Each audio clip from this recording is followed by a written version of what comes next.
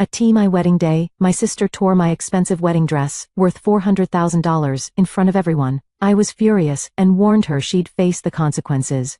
But my cruel mom screamed, "How dare you threaten my daughter?"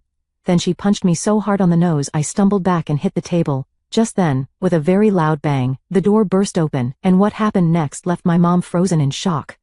They tore my wedding dress not once, but twice. And on the happiest day of my life, the person who gave birth to me punched me in the face. In front of everyone, I was bleeding, humiliated, and heartbroken, but what they didn't know was that punch didn't break me. It woke me up.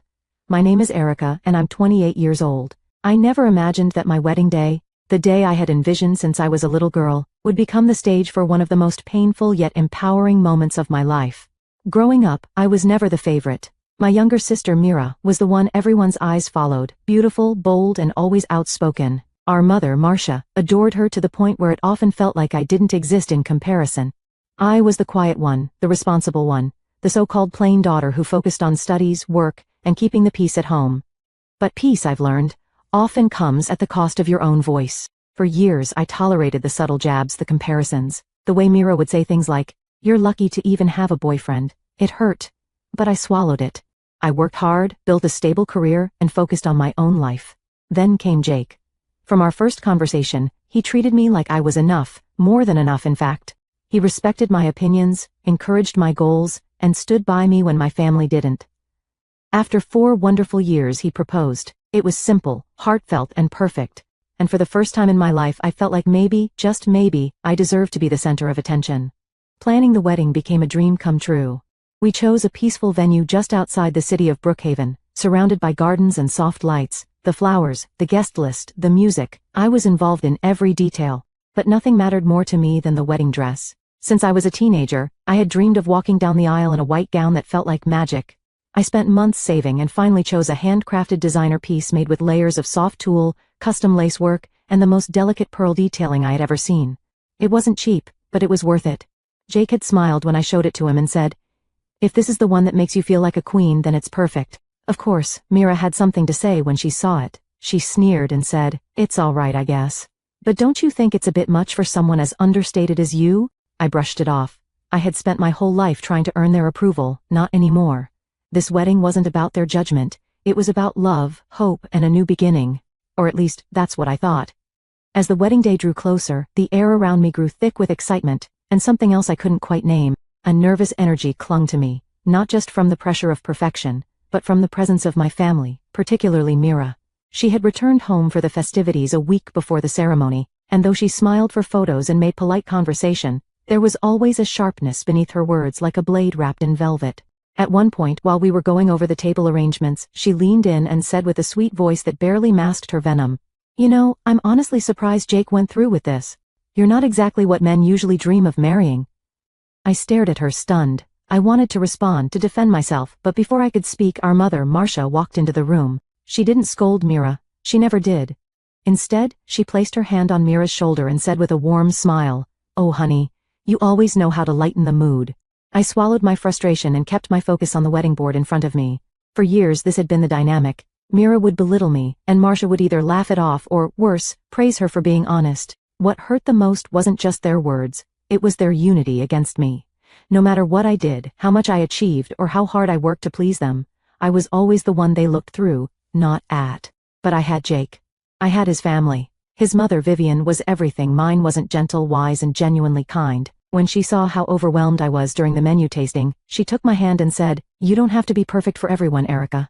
Just be happy for yourself." Still, it was hard to stay above water with the constant backhanded comments Mira made. When Jake and I had our pre-wedding photo shoot at the cathedral, Mira tagged along, uninvited, and hovered near the edge of every frame, making disapproving faces. I asked her gently to step aside. She laughed and said, "Relax, I'm just making sure your pictures aren't too boring." Later that evening, I caught her scrolling through photos of me in my wedding dress on her phone, zooming in and smirking. "You think this really suits you?" she muttered when she thought I wasn't listening. I looked her straight in the eye and said nothing. I wouldn't give her the satisfaction of knowing she'd gotten to me, but deep inside I felt a chill, a warning. Marcia too had started acting strangely. She seemed distant during dress rehearsals and was far more concerned with Myra's seating arrangements than mine. During dinner she'd whisper to relatives about how over the top the ceremony was becoming. I tried to let it go. I wanted to believe that somehow they would come around, that on the day of the wedding they would be proud of me. I had no idea how wrong I was. The morning of my wedding was a mixture of nerves and excitement. The sun rose gently over Brookhaven, casting a golden hue across the garden where the ceremony would take place. My bridesmaids were already getting ready in their suite, while I made my way to the bridal dressing room, a quiet private space reserved for me alone. My heart fluttered with anticipation. Today, I would finally wear the gown I had dreamed of since I was a girl, but when I reached the door something unexpected happened. As I turned the knob, the door flung open from the inside. Standing there, casually zipping up her handbag with a smirk on her face, was Mira. Mira? What are you doing in here? I asked, confused and instantly alert. She shrugged with feigned innocence. Oh, I thought this was the restroom. Weird layout in this place. Her tone was light, almost mocking. I stepped past her, heart pounding. Something fell off. As she walked away, she added over her shoulder. Kind of a shabby room, don't you think? But then again, it suits you. The moment I entered, the air was knocked out of me. My eyes locked onto the spot where my wedding dress had been hung with such care the day before. Now, it lay torn and ruined, lay shredded, silk slashed in angry lines. I stumbled toward it, unable to breathe. The hand-embroidered pearls were scattered across the floor like fallen hope. I stood frozen. The room felt like it was closing in on me. A staff member from the venue poked her head in, then gasped, "Oh my God, what happened?" I don't know," I said, my voice trembling. "It was fine yesterday. Mira, she just came out of here." The staff's expression shifted. "She told us she was planning a surprise for you. She asked everyone to give her a few minutes alone." I didn't need more evidence. The truth had already wrapped itself around me like ice. With shaking fingers, I pulled out my phone and called Mira. "What now?" she answered casually. "You were in my dressing room." "You destroyed my dress," I said, my voice barely steady. "Are you still hung up on that thing?" "It looked awful anyway," she said, laughing bitterly. "Maybe this is divine punishment for your arrogance. Why would you do that?" "What did I ever do to deserve this?" I asked, choking back tears. "What a hassle," she scoffed. "Do you have proof it was me? Go ahead, accuse me in front of everyone, see how that plays out." And then she hung up. I stood in silence, my fingers still clutching the phone. My dream, the symbol of my journey, my joy, my identity, had been taken from me by the person who shared my blood. I wanted to scream, to collapse, but just then, a soft knock came at the door. It was Vivian. She took one look at the shredded gown and came to my side without hesitation. "Erica, who did this?" I didn't have to answer. She knew. She saw it in my eyes. For a moment, she said nothing. Then she gently placed a hand on my shoulder and said, "I had a feeling something like this might happen. That's why I brought something else. Something I wore on my wedding day. It's not just a dress, it's a piece of history." I looked at her confused. "You brought a backup?" Vivian nodded. "It's a haute couture gown. Italian silk, hand-beaded crystal lace. It was worth over $400,000 when it was made. We've kept it preserved all these years. I always imagined passing it on to someone who would cherish it." My breath caught in my throat. I couldn't believe what I was hearing. "Vivian, I don't know what to say." She smiled. "Say yes, put it on, walk down that aisle with your head high. Don't let anyone steal your light today." And just like that, hope returned to me, not through the dream I thought I needed, but through a woman who believed in me when my own mother wouldn't. I took a deep breath, wiped my tears and said, "Let's do it." The sun was now fully up, pouring light through the stained glass windows of the outdoor chapel as soft music echoed across the venue. My heart beat like a drum beneath my ribs, but I felt a strange calm washing over me. I had cried. I had grieved the dress I had chosen with so much care. But now, as I stood before the large wooden doors ready to walk down the aisle, I wasn't thinking about what had been taken. I was thinking about what I still had: love, dignity, and the power to rise above it all. My father, Thomas, stood beside me, arm outstretched, his eyes glistening. "You look breathtaking," he whispered, voice thick with emotion. I gave him a small smile. "It's not the dress I plan to wear, but maybe it's the one I was meant to wear." The doors opened slowly, revealing rows of seated guests, soft petals on the stone path, and at the end, Jake, my rock, my love, standing tall in his gray tailored suit, eyes locked on me. I saw his breath hitch as he took in the sight of me. The gown, Vivian's legacy, shimmered like moonlight. Its Italian silk hugged my figure with regal precision, and the lace detailing along the sleeves and hem danced with every step I took. The crystal work on the bodice caught the sunlight in 100 places, casting delicate sparkles along the aisle. A long lace veil trailed behind me, and atop my head sat a tiara Vivian had tucked into my hand minutes before, whispering, "You deserve to feel like royalty." As I walked forward, the gasps among the guests were unmistakable, but I didn't let my gaze waver. Not until I passed the front row and spotted Mira sitting on the left next to Marcia. Myra's face was frozen in disbelief. Her mouth hung slightly open, eyes wide with shock. She had expected me to walk in humiliated or in a makeshift dress. Instead, I walked in like a queen. Marcia sat beside her, expression unreadable, but I saw her grip tighten on the edge of her seat. When I reached the altar, Jake took my hand. His voice was low, filled with awe. "You're the most beautiful thing I've ever seen." Under the veil, I smiled. "You don't even want to know the morning I had." He chuckled softly and squeezed my hand. The ceremony began, and though the weight of what had happened still clung to me, I stood tall, grounded by Jake's love and Vivian's quiet strength. We exchanged vows under the dappled sunlight, surrounded by flowers and music, and when the officiant declared us husband and wife, we kissed gently, tenderly, with a promise in that moment that nothing would break us. As we turned to walk down the aisle as newlyweds, flower petals floated through the air. Just before we passed Mira and Marcia, I caught a glimpse of Mira twisting the edge of her handkerchief until it tore. Her face was pale, lips trembling. But I didn't look away to gloat or to shame her. I simply walked on, head held high. This day wasn't about revenge, it was about reclaiming joy. I had every reason to fall apart, but I didn't. I showed up, I stood tall, and I chose love over bitterness. The garden transformed into an evening dreamscape as the reception began. Twinkling lights strung above the table shimmered in the golden hour glow, and soft music floated through the air. Laughter and the clinking of glasses filled the space, guests mingled with joy, and waiters moved about with trays of hors d'oeuvres and champagne. For a moment, everything felt like a fairy tale. But I knew the storm hadn't passed yet. Jake and I had just finished taking group photos, and I stood near the center of the reception area, talking to some of his extended family, still wearing Vivian's exquisite gown. It fit perfectly, as if it had waited all these years for me.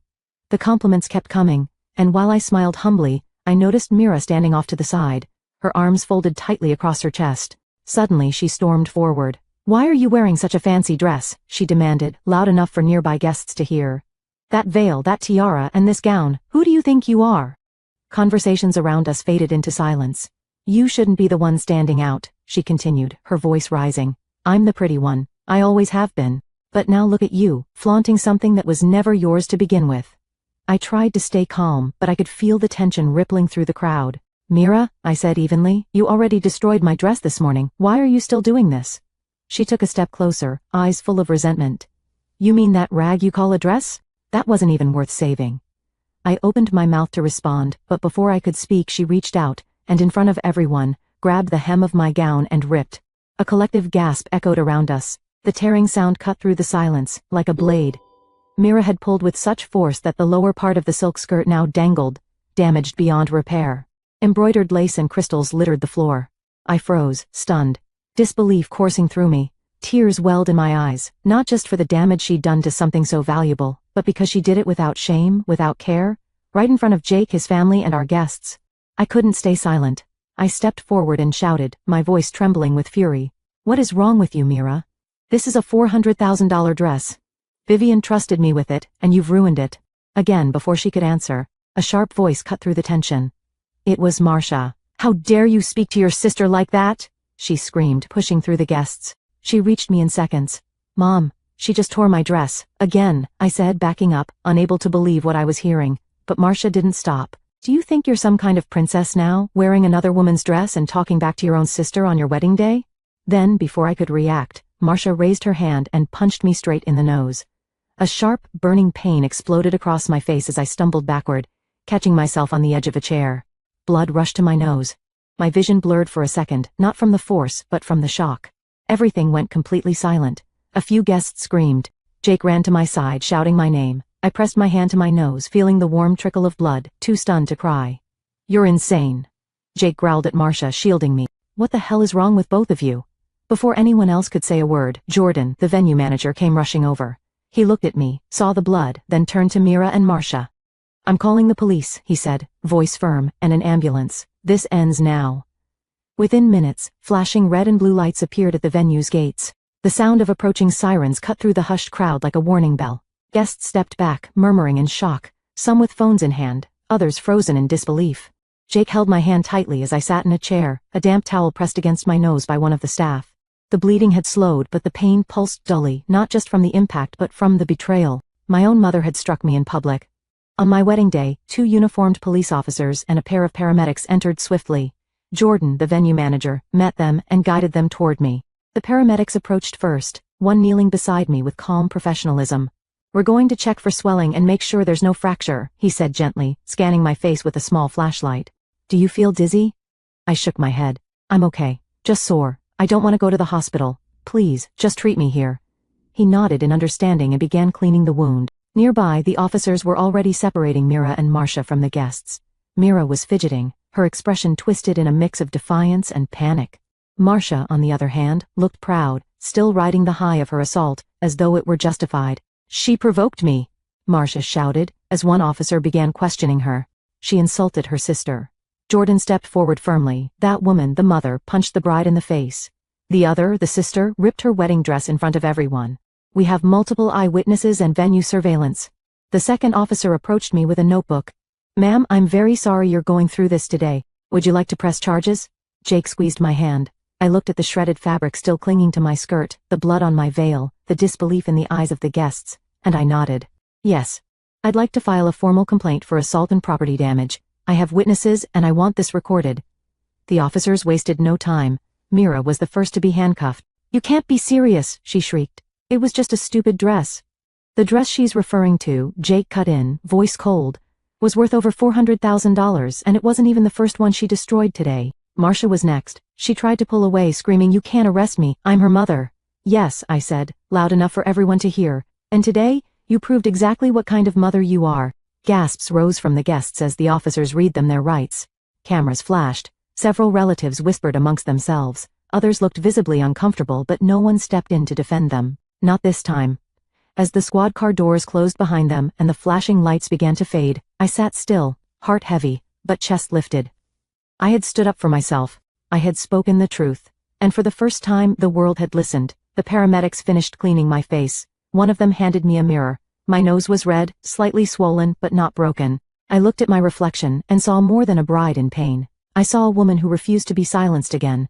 Jake leaned in and kissed my forehead. "You're incredible, you know that?" "I just did what I had to do," I whispered back. "They tore the dress, but not my dignity."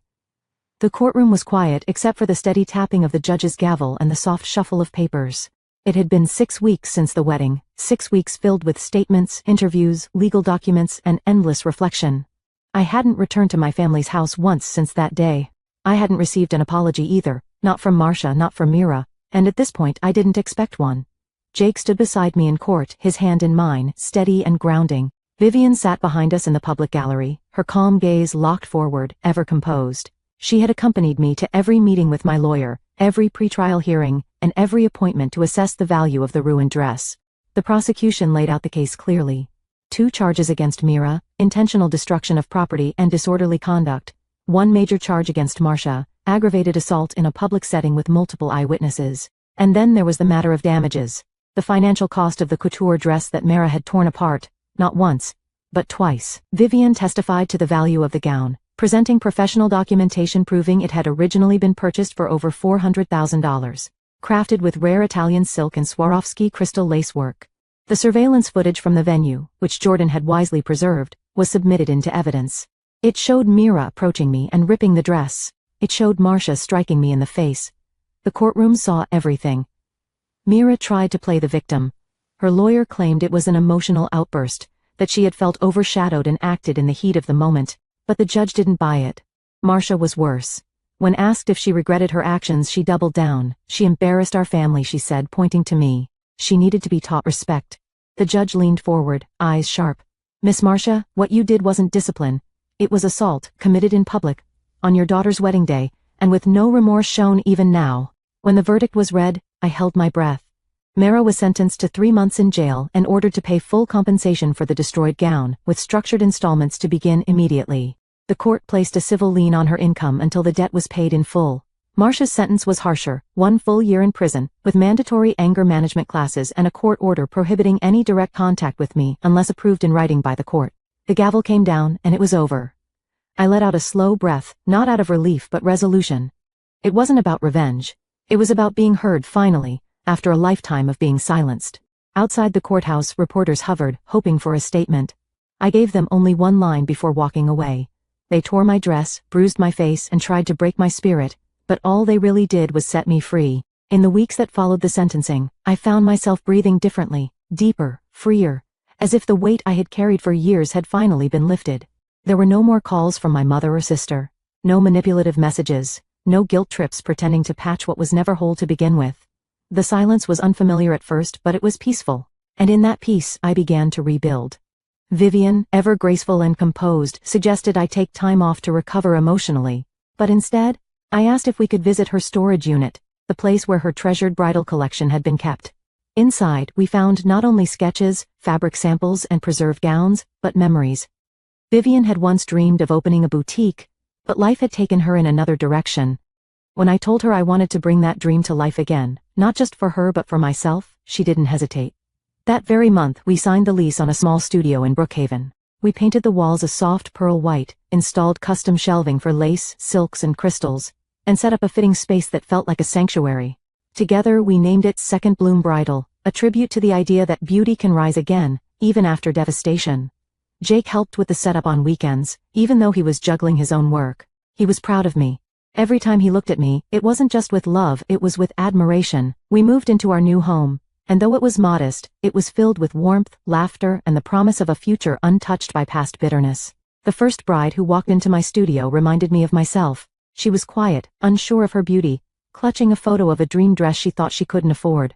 I listened to her story, her insecurities, her hope, and then I helped design something just for her, something that made her light up when she looked in the mirror. I'll never forget the way her eyes filled with tears when she said, "I've never felt this confident before." It was in that moment I understood. This was more than business. It was healing. Each dress I worked on, each bride I empowered, stitched over a wound I didn't realize was still raw. I wasn't just helping others step into their power. I was reclaiming mine. One day, as I locked up the shop and stepped outside into the soft glow of the afternoon sun, Jake met me at the sidewalk with 2 cups of coffee and a knowing smile. "How's my favorite bridal designer today?" he asked, leaning in for a kiss. "Exhausted?" I laughed, but in the best way. He handed me my cup, and as we walked home hand in hand, I looked up at the sky and felt truly, finally, whole. It's strange how life folds in on itself. A day that started with shattered silk and shattered trust turned into the beginning of something extraordinary. Sometimes I wonder what would have happened if things had gone smoothly, if Mira hadn't ripped my first dress, if Marcia hadn't raised her hand against me in front of 100 people. Would I have still found the strength to say, enough? Would I have still realized the power of choosing myself? I don't carry bitterness anymore. Not because I've forgotten, but because I've outgrown it. I've built something real out of the ruins they left behind. I've turned hurt into art. Every stitch I sew into a bridal gown, every design I create is born from the fire they tried to drown me in. And that gown, Vivian's heirloom, it now sits displayed at the entrance of Second Bloom Bridal, not for sale but as a symbol. A reminder that when someone tries to destroy you, your resilience can become your finest adornment. Beneath the display case, there's a small plaque that reads, "This dress was once worn by a bride who stood tall when others tried to tear her down." Her story reminds us, dignity cannot be unraveled. The community I once felt invisible in now sees me not as someone's daughter or someone's sister, but as Erica, the woman who stood up, spoke out, and turned pain into purpose. Marcia is still serving her sentence. Mira, I've heard, struggled to find employment after her record became public. She's moved out of state, and from what little I've gathered, she keeps a low profile now. I haven't spoken to either of them. I don't need to, because the truth is, they lost far more than I ever did. They lost a chance to grow, to reflect, to love. And I gain myself. Sometimes brides ask me if I've always loved weddings. I smile because the answer is layered.